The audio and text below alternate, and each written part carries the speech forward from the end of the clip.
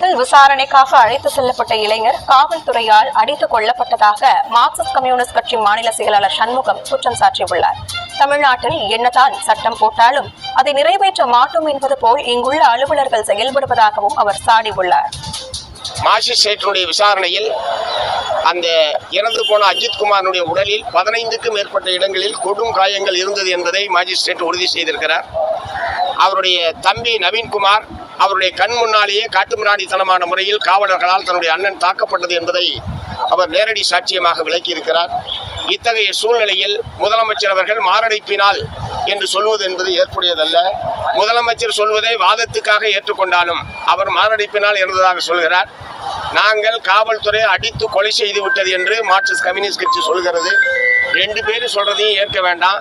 ஒரு உயர்நீதிமன்ற நீதிபதியுடைய விசாரணைக்கு தமிழ்நாடு அரசு உத்தரவிடட்டும். என்ன நடந்ததோ உண்மையை மக்களுக்கு